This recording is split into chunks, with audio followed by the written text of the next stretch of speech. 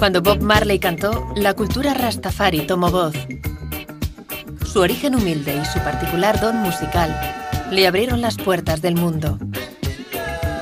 Su pueblo vio en él a un ídolo. Con su música, luchó por la emancipación del pueblo negro y su retorno a Etiopía. Biography Channel nos presenta a un hombre solidario que sufrió un atentado por defender sus ideas. Murió víctima del cáncer a los 36 años, siendo el alma de la música reggae, Bob Marley. A continuación, en Biography Channel.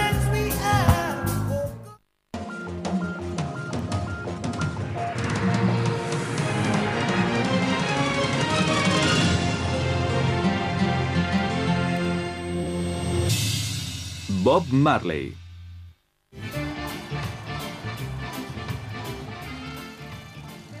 Era bajito y no muy agraciado. Escuálido, bastante callejero. No le gustaba ir a la escuela ni estaba dispuesto a hacer nada que no le apeteciera. No tenía una voz privilegiada y su música no respetaba ninguna regla, pero con ella conquistó el mundo entero.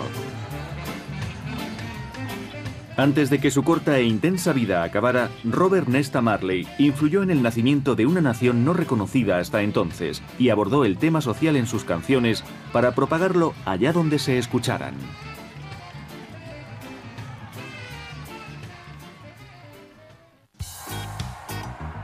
Nunca ha habido un acontecimiento tan recordado en Jamaica como aquel concierto Sonrisa de Jamaica que tuvo lugar en Kingston en julio de 1978. La estrella de la velada, el venerado músico, cantante y compositor Bob Marley, actuó soportando un intenso dolor. Tan solo unos días antes, había recibido un disparo en el pecho y otro en un brazo en un intento de asesinato perpetrado contra él y su familia en su hogar. Decidió actuar porque los dirigentes del partido político gobernante se lo habían pedido. Según el primer ministro Michael Manley, solo Bob Marley podía aliviar al país de sus tensiones. La isla se acercaba poco a poco a la anarquía, con campañas electorales amenazadas por el terrorismo, palizas y robos. Los matones que intentaron acabar con su vida días antes no eran más que extorsionistas que querían aprovecharse del caos. Mientras 80.000 personas abarrotaban el Círculo de los Héroes Nacionales en Kingston, el convaleciente Marley ofreció una actuación de 90 minutos que llenó aquella ciudad de rock. El resultado fue casi milagroso. En menos de 2 horas, Bob Marley había tranquilizado a las masas, creando un ambiente relajado y alegre incluso entre los mismos políticos.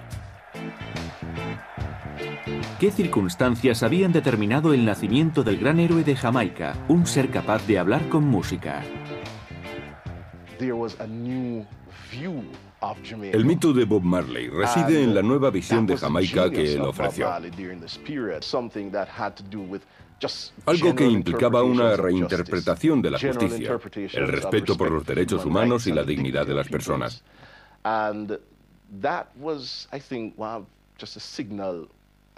Y yo creo que ese es uno de los muchos aspectos de la magia de Bob. Y esa capacidad increíble que tenía para llegar a la gente y para representar aquello en lo que creía. Estoy seguro de que en la India hay gente que no conoce a Elvis Presley o a los Beatles, pero Bob Marley ha actuado en África, en Camboya, en todas partes, y gracias a él todo el mundo miró hacia Jamaica. Comprender aquella Jamaica en la que nació el 6 de febrero de 1945 es entender a Bob Marley. La bella isla caribeña no ofrecía ninguna oportunidad a los descendientes de esclavos que fueron comprados tan solo para trabajar en las plantaciones de azúcar. La esclavitud había desaparecido, pero los colonizadores británicos seguían estando en la cúspide de la escala social. El matrimonio interracial de los padres de Bob no era algo inusual, pero sí lo era la mezcla de clases. Su madre, Sedelia, negra y pobre, dio luz a Bob sin estar casada. El padre, Norval Marley, era un administrador británico blanco bastante mayor que ella. Al fin se casaron para dar legitimidad a su hijo, pero acabaron separándose. El pequeño Bob demostró ser un buen estudiante en varias escuelas públicas, pero solía estar callado y circunspecto. Había sin duda mucho en qué pensar. En Kingston, en el gueto, estabas aislado del resto del mundo. El gobierno no quería saber nada de ti, ni tampoco la gente de clase media. Nadie se preocupaba por ti. Estabas completamente marginado. En Jamaica dicen, lejos de muchos, uno. Pero por desgracia era todo lo contrario, porque lejos de muchos había otros muchos. Y cuanto más oscura fuera tu piel, más repudiado eras. Pero lo que Bob siempre tenía a su alcance mientras recorría el barrio de Kingston era la música. Estaba en todas partes, llenándolo todo de vida, y en un estado permanente de transformación debido al gran sentido rítmico de los jamaicanos. Había un estilo de música indígena llamado lento, similar al calipso. El calipso era también famoso en Trinidad. Luego estaba el merengue de Haití, que también era popular, y se tocaba en el llamado Sound System de comienzos de los 50. Había una gran variedad de estilos musicales.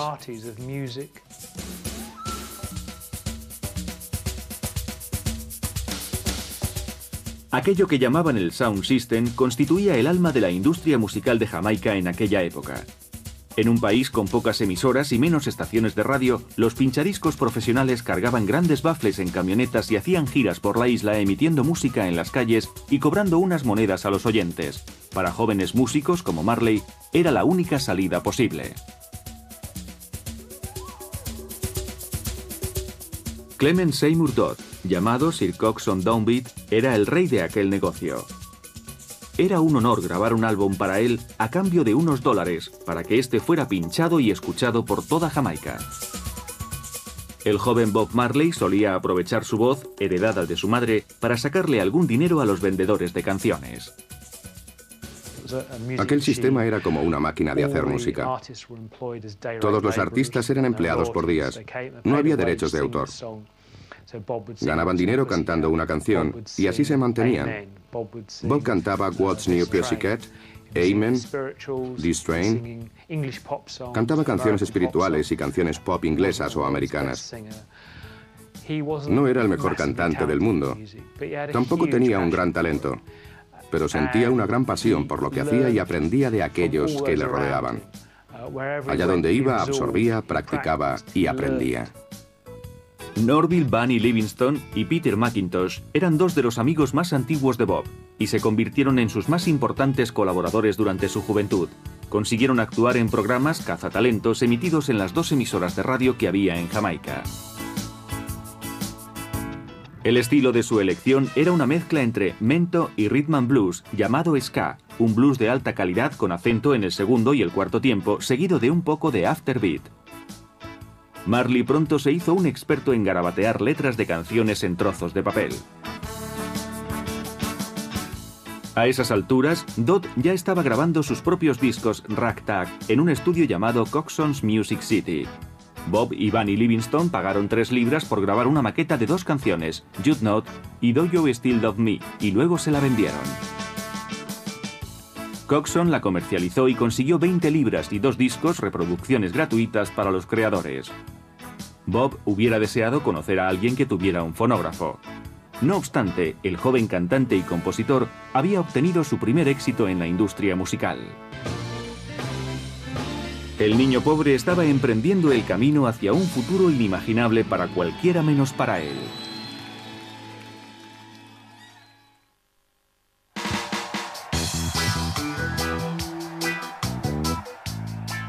Aunque para los fans que lo idolatraban en los años 70, aquel fenómeno llamado Bob Marley parecía haber surgido de la nada.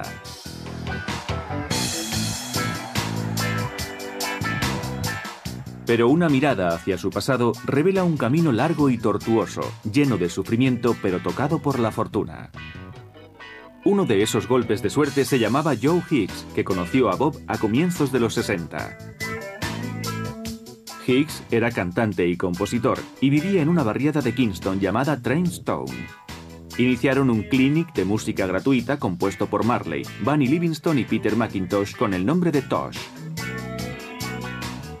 Joe insistió en que compusieran su propia música para tocarla en reuniones improvisadas llamadas Jam Sessions.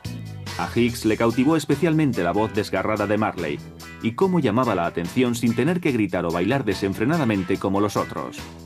Finalmente el grupo se llamó The Wailing Wailers, algo así como los gemidores gimiendo, una alusión irónica a sus orígenes más humildes.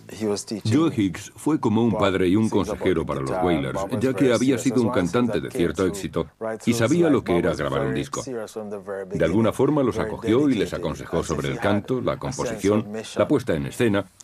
Enseñó a Bob cosas sobre la guitarra y él se lo tomó muy en serio desde el principio. Estaba muy entregado, como si se sintiera llamado para cumplir una misión. Se pasaba horas sentado en el suelo de la cocina tocando la guitarra, aprendiendo acordes hasta altas horas de la madrugada, y se quedaba dormido con la guitarra en las manos.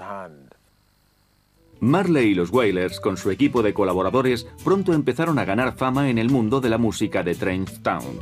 Conocieron a Coxsone Dodd, que se convirtió en su representante. Obtuvo los derechos exclusivos para vender sus discos y les pagó la considerable cantidad de $20 por cada tema grabado. Incluso les concedió un adelanto con el que se compraron ropa para actuar. Cuando Jamaica se independizó finalmente de Inglaterra en 1962, los Wailers estaban en lo más alto de la escena musical. Marley se había convertido en un héroe local y las chicas del barrio empezaban a mirarle con buenos ojos. En la calle Primera era donde solía verse a Bob Marley antes de hacerse famoso y establecerse como músico. Esta es la plaza donde solía sentarse a componer su música. Aquí se sentaba junto a George y Tosh, y aquí conoció a Rita. La guapa Rita Anderson, hija de un carpintero, entendía de música y era madre soltera. Le gustaba el pensativo Bob Marley y se aseguró de cruzarse en su camino.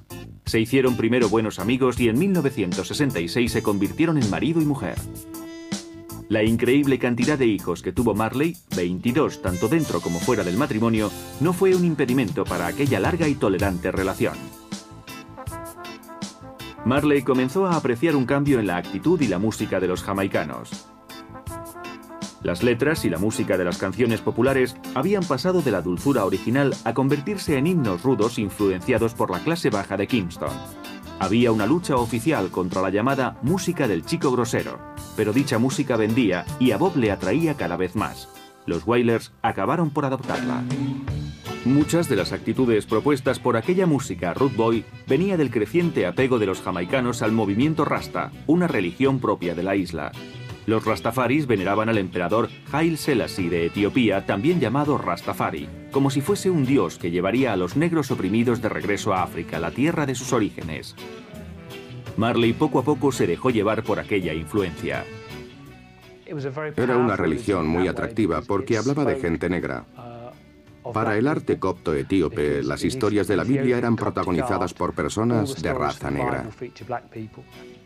Bob acabó por unirse al movimiento Rasta, que consideraba a la marihuana como una hierba de la sabiduría, pues había brotado de la tumba de Salomón, y que citaba pasajes de la Biblia en los que los hombres tenían el cabello y la barba largos.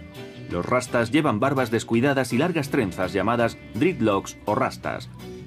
Marley adoptó la estética, la actitud, la religión y sus poderosos principios, y sobre todo su música, llamada reggae, que Bob haría suya. Is a music created by Rasta people, and it carry earth force. El reggae, influenciado por el movimiento Rastafari, tenía componentes políticos y culturales que nos enseñaban algo. Nos daba un sentido de identidad, de historia, de unión, y decía algo positivo sobre nuestra experiencia. Nos definía. Su reggae seguía un patrón de 2 acordes y se acompañaba con un bajo, una batería y redobles de tambor. Todo era pausado, salvo el ritmo en sí. Transmitía un mensaje. Bob Marley estaba listo para emprender un largo viaje hacia sus sueños. En 1967 intentó ampliar horizontes cantando para Jad Records, un negocio montado por el popular cantante norteamericano Johnny Nash y el empresario Danny Sims.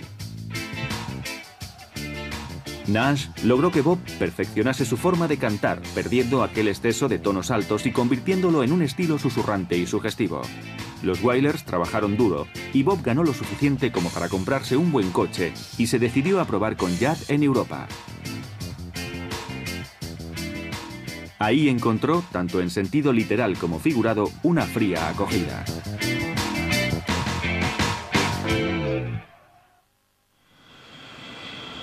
Bob Marley aterrizó en Europa en 1971, pero el viejo continente fue ingrato con él y los Wailers. Tras una propuesta fallida en Suecia, se encontraron en Londres con los representantes de Jad. Jad quería lanzar a Bob Marley. Vino a Londres, pero solo tocó en clubes pequeños. No iba a verle mucha gente. Vivió en barrios baratos de Londres y se relacionó con miembros de la comunidad jamaicana que habitaban allí por aquel entonces. Las cosas empeoraron cuando Bob supo una mañana que Nash y Sims habían regresado a América sin ellos, dejando a los Wailers sin un céntimo en la fría y húmeda Inglaterra, un clima insufrible para Marley. El tiempo era completamente opuesto a lo que estaban acostumbrados. Y supongo que no era agradable salir así de gira. Incluso hoy en día no lo es. Pero especialmente no lo sería para ellos que venían de un clima como el jamaicano, donde siempre hace calor. Y uno no pasa frío antes, durante y después de una actuación. Bob, desesperado, recordó el nombre de Chris Blackwell, un empresario anglo-jamaicano que dirigía el sello Island Records en Londres y que había publicado algunos discos de los Wailers en el pasado. Por suerte, Blackwell comenzaba en aquel momento a valorar el potencial del ritmo jamaicano en el Reino Unido, tanto para los locales como para las ventas. Vio en los Wailers al grupo que produciría aquel nuevo sonido para él, sobre todo con el nuevo colaborador que Bob había fichado, Aston Family Man Barrett, un músico dinámico y lleno de magia. En Jamaica, a finales de los 60, la música nos unía.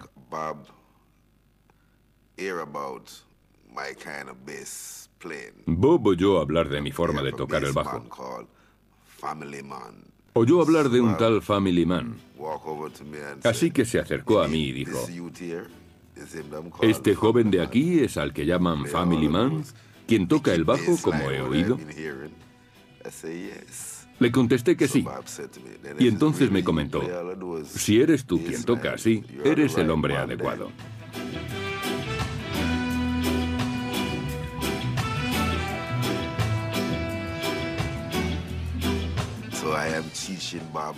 Así que yo enseñaba a Bob a tocar la guitarra. Le enseñé más acordes. Bob siempre decía en las entrevistas que él podría tocar la guitarra mucho mejor, pero que Family Man no quería enseñarle más acordes. Yo afinaba su guitarra. Era el último en tocarla antes de cada actuación. Firmamos un contrato para grabar 3 discos. Bob iba a ser el cantante solista y también tocaría la guitarra. Bunny haría los coros y sería el guitarrista principal. Mi hermano tocaría la batería, Erlindo los teclados y yo el bajo. Éramos 6. Bob volvió a Jamaica a finales de 1972 y empezó a crear lo que sería Catch a Fire. Algunas canciones ya existían, otras fueron recicladas de una forma sencilla. Se lo entregó a Chris Blackwell a comienzos de 1973. El álbum se hizo famoso por su carátula en forma de mechero Zippo. Era un diseño muy interesante y dio mucho de qué hablar. Se vendió bien y allanó el terreno para la próxima aparición artística de Bob Marley en la industria discográfica.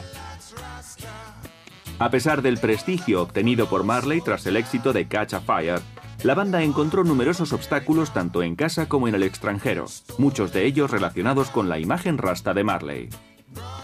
Muchos productores y gran parte del público creían que la violencia callejera era ya lo bastante frecuente como para que unos tipos desaliñados y con rastas vinieran a incentivarla. El Rastaman siempre fue visto como lo más bajo. Se contaban historias como las de un Rastafari que fue a uno de los mejores hoteles de Jamaica, que después de entrar en la piscina la vaciaron inmediatamente.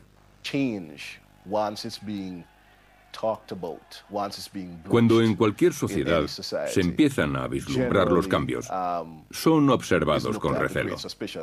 Bob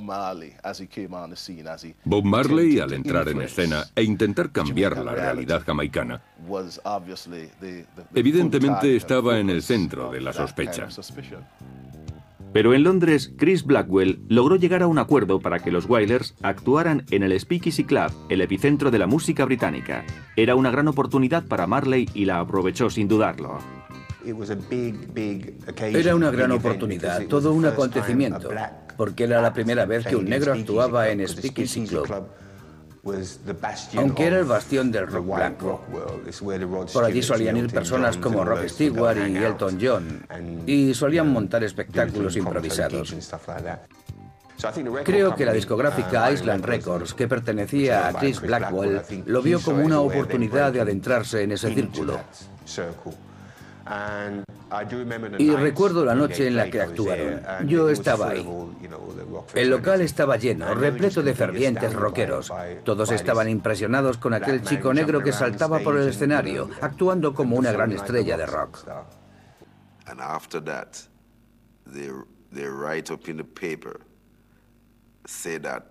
En los periódicos dijeron que después de nuestra primera canción, la gente quedó hechizada, que aquello fue algo mágico. El éxito aún no había traído consigo ningún premio, pero ya empezaba a ser algo difícil de asumir, demasiado difícil para algunos miembros del grupo. El reducido grupo original de Bob Marley, aquel que había permanecido unido en toda circunstancia, pronto empezaría a resquebrajarse. Si el mundo pensaba que los Wailers habían aceptado a Bob Marley como su líder, estaba equivocado. Tanto Bunny Livingston como Peter Tosh eran muy susceptibles y constantemente se indignaban ante la posibilidad de que Bob o cualquier otro fuera más reconocido que ellos. Con una gran confianza en sí mismos, creyendo que su voz y personalidad eran iguales o mejores que las de Marley, empezaron a seguir su propio camino. Al finalizar el año 72, Bunny Livingston dejó el grupo. Y a mí me sorprendió. ¿Cómo puede uno conseguir ese contrato? Un contrato de 3 discos e hipotecar a una compañía para los siguientes 15 años y luego dejarlo. Y al final del 73, Peter Tosh también lo dejó. Así que Bob me dijo, ¿qué hacemos ahora? Solo quedamos 3. Y yo dije, con 3 puede funcionar. Como el poder de la Trinidad, ya sabe. Desde los comienzos de los Wailers, cualquier alusión al liderazgo quedaba fuera de la idiosincrasia de la banda, pero tras la salida de Bunny y Tosh, se hizo patente en el nuevo nombre, Bob Marley and the Wailers. Bob se convirtió en un genial compositor. Era su forma de comunicarse. Así que a pesar de no tener un talento musical, como el de, por ejemplo, Stevie Wonder, sí que tenía un deseo de comunicar su experiencia y hablar de sus raíces. De pronto, el grupo de Marley, que había luchado siempre por crear una música exclusiva, se vio desbordado por las exigencias de unos aficionados cada vez más numerosos. Estábamos trabajando en el álbum Natty Dread y vino una mujer de Woodstock llamada Martha Valley. Nos dijo que había soñado con un disco llamado Escape Out of Babylon y nosotros debíamos producirlo para ella. Así que paramos nuestro proyecto y grabamos aquel disco. Además lo mezclamos para que se lo pudiera llevar a Estados Unidos. Así que volvimos al estudio para acabar Natty Dread y de repente nos llega una invitación desde San Francisco. Era alguien llamado Taj Mahal. Estaba trabajando en un álbum llamado More Roots y nos dijo que le gustaba nuestra música y que quería una versión de una de nuestras canciones llamada Slave Driver. Quería que fuésemos a San Francisco y a Berkeley y la grabásemos para él. Así que partimos para allá. Una y otra vez, y a cada sitio al que iba Bob Marley, las señas de identidad de Jamaica viajaban con él. Había una mezcla de músicos increíbles en Los Ángeles en busca de un nuevo concepto musical.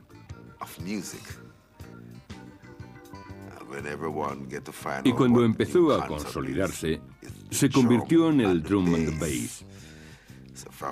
En la música norteamericana empezó a mezclarse aquel fuerte drum and bass, acercándose al dub jamaicano. Pero aquella experiencia estadounidense no se tradujo en dólares. Marley no dejaba de preguntarse por qué no lograba dar con el gusto artístico y comercial del público norteamericano. No podía triunfar en Estados Unidos. A la norteamericana negra nunca le gustó Bob durante aquella época porque ellos ya habían tenido su propia revolución en los 60. Y esta nueva ola parecía querer desprestigiarla. Ellos se preguntaban qué era todo aquello y no querían saber nada de él. Aquellos fueron tiempos difíciles. Nosotros no oíamos a Bob Marley.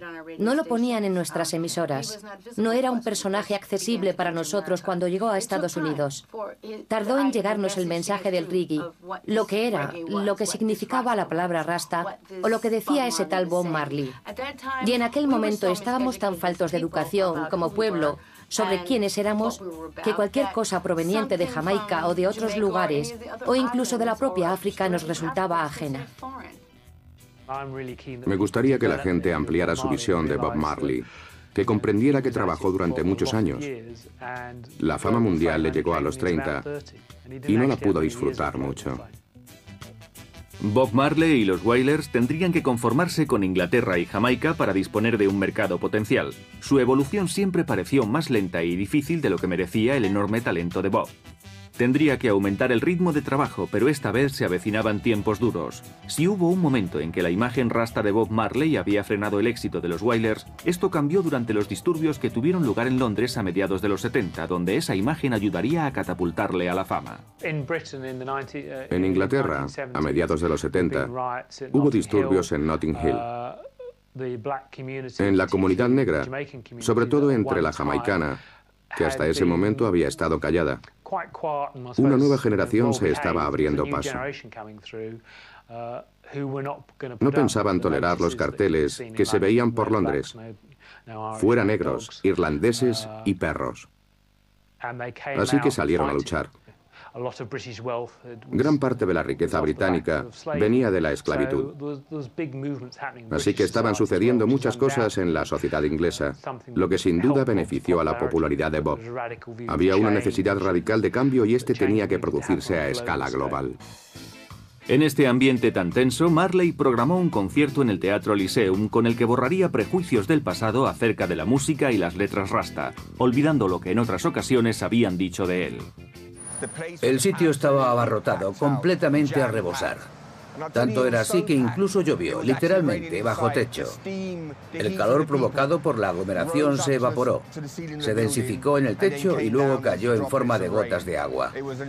Fue algo increíble. Incluso había gente que se subía por las paredes exteriores intentando entrar, porque todos querían ver al único Bob Marley. Cuando salieron, sabían que habían sido testigos del comienzo de una nueva era musical. Se convirtió en uno de esos conciertos míticos en los que todo el mundo hubiera querido estar y donde todos decían haber estado. Y el disco, un álbum en vivo, fue publicado poco después. Fue un éxito relativo de ventas. Consiguió venderse bastante mejor que los anteriores. Ahora Bob Marley debía encontrar la forma de enfrentarse a algo que hasta entonces no había supuesto un problema para él, el éxito. Tras haberlo obtenido en Europa, Marley volvió a su patria, Jamaica. Y por primera vez, se sentía en disposición de hacer algo por su bello pero arruinado país. Bob siempre tuvo presente sus raíces jamaicanas y la isla era un lugar especial para él. Volvió y quiso colaborar en la remodelación de un país que estaba en crisis.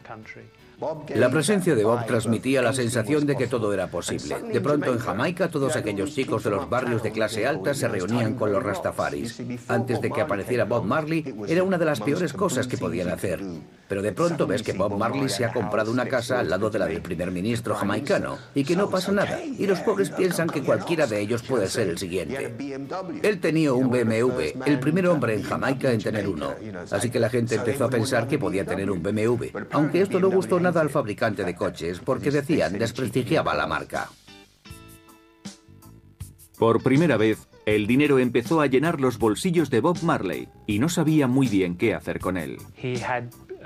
Compró la casa que había pertenecido a Chris Blackwell en Hope Road, que estaba en un barrio colonial de clase alta. Así que ahí estaba, un rastafari viviendo en una zona de lujo de Kingston. Y uno presentía que ahí estaba pasando algo. Bob Marley no tenía ningún interés en convertir su nuevo y grande hogar en la fortaleza de un ricachón. Quería más bien implantar las raíces que jamás había tenido. Allí era bien recibida no solo su familia directa, sino su creciente corte de socios, bellas modelos y famosos o cualquiera de sus hermanos rasta que quisiera acercarse. Pero nunca dejó de lado su trabajo ni dejó de respetar a sus seres más cercanos. Entre nosotros éramos simplemente los Wailers. Éramos un equipo, un verdadero grupo. Hacíamos lo que hacía la gente sencilla.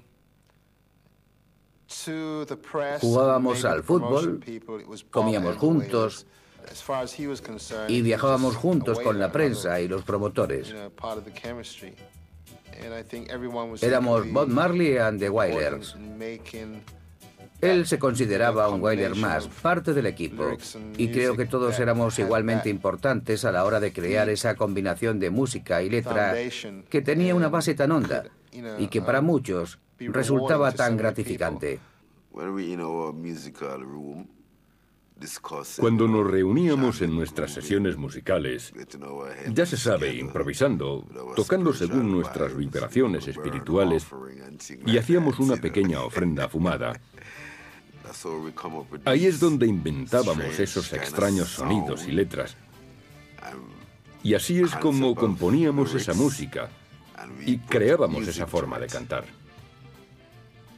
Bob generalmente tenía una idea, pero no la canción completa. Entrábamos con esa idea, ensayábamos, hacíamos unos cambios, volvíamos a ensayar y luego lo acabábamos en el estudio. A veces decía, no recuerdo haber escrito esta canción, no empezaba así, pero me gusta. Nuestra idea era convertir Tuff Gong en un pequeño Motown y acoger a los artistas de la calle que llevaban tiempo dando tumbos y traerlos a Tuff Gong. También acoger a otras bandas y ofrecerles la posibilidad de actuar. Dicen que media Jamaica vivía de su generosidad. Media Jamaica. Y estamos hablando de la gente que vivía en los guetos. Bob no era la clase de persona que se fíe de los contratos. Le iba más aquello del amor fraternal. Éramos hermanos. Nos manteníamos unidos y confiábamos los unos en los otros. Era más de esa filosofía rastafari. Intentaba creer en ello y practicarlo. No le daba importancia al dinero. Era curioso ver lo que hacían con el dinero. Yo fui testigo de eso con él en una gira. En sus días libres, él siempre iba a tiendas de deportes y compraba 24 pares de botas de fútbol, 24 balones, 24 espinilleras y de cosas así. Cuando volvía a Jamaica, se lo llevaba a los niños de Trenchtown. Para eso utilizaba el dinero. Pero aunque Bob viviese de forma tranquila, sus letras no lo reflejaban. Su álbum de 1974, Burning, estaba cargado de canciones protesta a favor del Black Power, como I Shot the Sheriff, Burning, Looting y la famosa Get Up, Stand Up. Mientras la policía los veía como asesinos en potencia que formaban parte de un culto y vigilaban estrechamente a los rastafaris, el mundo volvía su atención hacia el movimiento. Incluso en los Estados Unidos, un escuálido rastafari se estaba convirtiendo en la figura más conocida del tercer mundo. Era algo que no alegraba en absoluto a los dirigentes jamaicanos. Algunos rastafaris fueron introduciéndose cada vez más en la política, pero no querían explicar sus ideas y proyectos con métodos violentos. Los partidos más radicales empezaron a enfrentarse entre sí. Mientras la tensión iba en aumento, Marley intentó mantenerse al margen. Creo que pronto se dio cuenta de que lo mejor era permanecer alejado de la política. La política en Jamaica era, y sigue siendo, una actividad muy peligrosa. Pero en la portada de su nuevo lanzamiento, Uprising, aparecía un rastafari con el puño en alto y con largas trenzas, como si de un revolucionario urbano se tratase. Realmente parecía una declaración política. En la casa de Hope Road se instalaron muchos de sus amigos. Era una muchedumbre que vivía con él.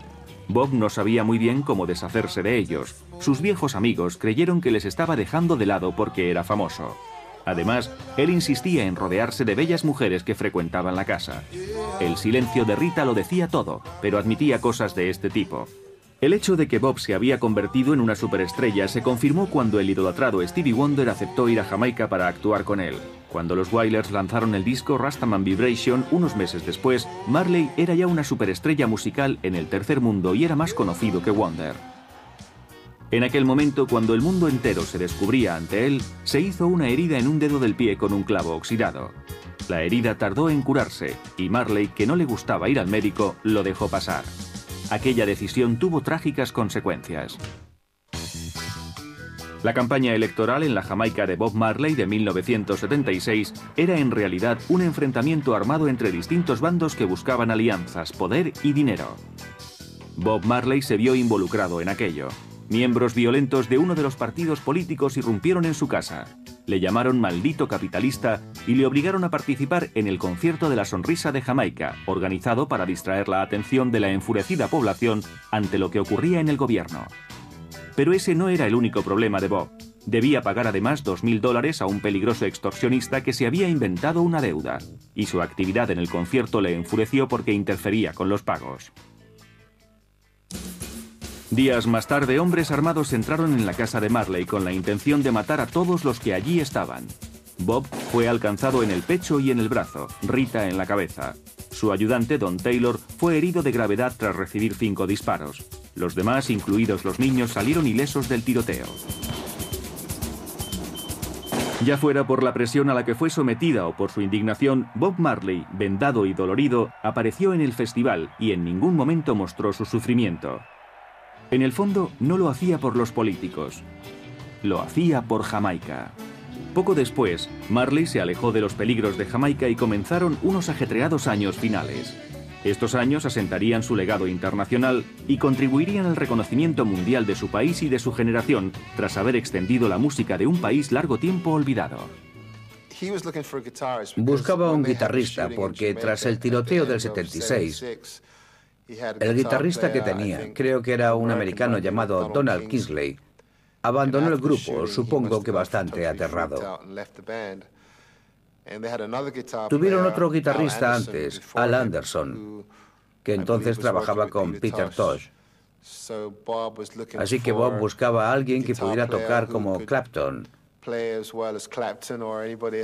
Estaba bastante contento cuando descubrió que yo podía tocar muchos estilos, desde Hendrix a George Benson, pasando por T-Bone Walker.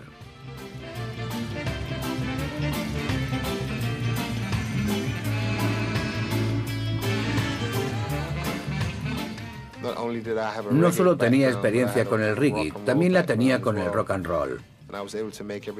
Yo era capaz de hacer que todo encajase.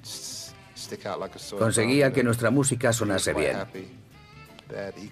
A Bob le gustó mucho llevar esa influencia al reggae. 1997 fue un año importante para Bob. Fue el primer año en que realmente obtuvo éxitos importantes en las listas. Ahora se ve con otra perspectiva. Hablamos de éxitos que estaban entre los 10 primeros puestos. Exodus fue un gran éxito y su música era escuchada cada vez por más gente. Se convirtió en alguien famoso en todo el mundo. Era algo increíble para alguien que pertenecía al tercer mundo. Yo me uní al grupo en un momento en el que estaba despegando, porque Rastaman Vibration estaba entre los 10 primeros y Cash and Fire había funcionado bastante bien. Creo que Exodus era mi tema favorito y lo sigue siendo en la actualidad. Así que yo entré en un buen momento, cuando tenían presupuesto, estudio y todo un equipo detrás. También tenían una buena discográfica y buenas giras. Siempre estábamos en algún sitio. Estábamos juntos las 24 horas del día, los 7 días de la semana, de gira por el mundo. En Japón, Australia, Europa, Estados Unidos. Fue apasionante. Y el hecho de pertenecer a una banda que estaba creando una nueva forma de música moderna lo hacía todavía más excitante. No solo fue una persona que intentó cambiar las cosas en el mundo colonial, sino que se convirtió en un auténtico símbolo. Allá donde hubiera crisis o dificultades en el tercer mundo, Bob Marley aparecía y se ofrecía para mejorar las cosas. Viajó hasta Zimbabue para asistir a la ceremonia donde devolvieron las tierras a sus habitantes tras duros años de mandato colonial. El antiguo gobernante de Zimbabue, un hombre blanco, dijo que ni en 1.000.000 de años cambiarían las cosas en aquel país, pero al final lo hicieron. That I will be faithful and bear true allegiance to Zimbabwe and observe the laws of Zimbabwe. So help me God. Ese fue quizá el momento más importante de su vida, cuando fue invitado a África. Fue el único artista que no era de Zimbabue y era una auténtica estrella. Sus canciones hablaban de cosas importantes. Él se veía como un luchador por la libertad y, en mi opinión, lo era. Era un sueño revolucionario hecho realidad. Lo que hacía que estas últimas actuaciones fueran aún más increíbles era que Bob Marley se estaba muriendo. Lo que en principio era una insignificante herida del dedo del pie, al no haberse curado adecuadamente, se había convertido en un cáncer que se extendía por su cuerpo. Fue algo muy triste para nosotros, porque estábamos empezando a despuntar y nuestra música le gustaba cada vez a más gente. Todos estábamos ilusionados y muy centrados. Bob estaba creando un repertorio realmente bueno con la ayuda del grupo. Todo nos iba bien. Nadie podía prever lo que iba a ocurrir. Nadie pensó jamás que ocurriría de aquella forma. Fue un golpe inesperado cuando nos enteramos de que tenía un tumor en el cerebro y de que no duraría mucho tiempo. Iba de camino a Suiza para recoger medicamentos. Lo que recuerdo es que nos sentamos para hablar en el piso, pero no volvió a hablar con su habitual tono positivo que empleaba siempre. Finalmente se levantó, fue a otra habitación y trajo un montón de discos de oro y de platino para mostrármelos. De alguna forma sentí que me estaba preguntando si realmente había merecido la pena. Llegado a ese punto no sabía qué significado tenía todo. Entonces se sentó y empezó a tocar la guitarra. Tocó una canción que yo no conocía en aquel momento. Después supe que estaba tocando Redemption Song. Tal vez yo fui el primero en escucharla. Larga vida a Bob Marley. El médico vino un día y Bob le dijo: Doctor, dígame la verdad. Quiero que me diga toda la verdad. ¿Lo superaré? El doctor le miró y dijo: No, no lo superarás, Bob. Entonces Bob preguntó: ¿Cuántos días me quedan? Y el doctor debió decirle que unos 3 o 4 días. Entonces Bob se dirigió a todos y dijo: haced las maletas, vuelvo a Jamaica. Luchó tenazmente contra la enfermedad durante más meses de lo que nadie podía pensar. Pero finalmente, el 11 de mayo de 1981, Bob Marley murió. Solo tenía 36 años. De vuelta a Jamaica, organizaron un multitudinario funeral, con los honores que merecía para llorar su muerte. His message was a protest against injustice, a comfort to the oppressed, a search for peace, and a cry for hope.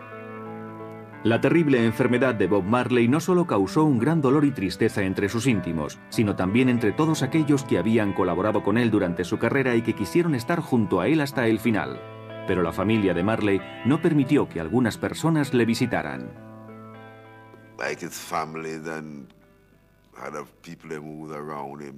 Su familia y la gente cercana a él no querían que Carlton Barrett o Family Man Barrett le visitaran, porque después de un tiempo comprendí que todos los que iban hasta allí solo querían dinero.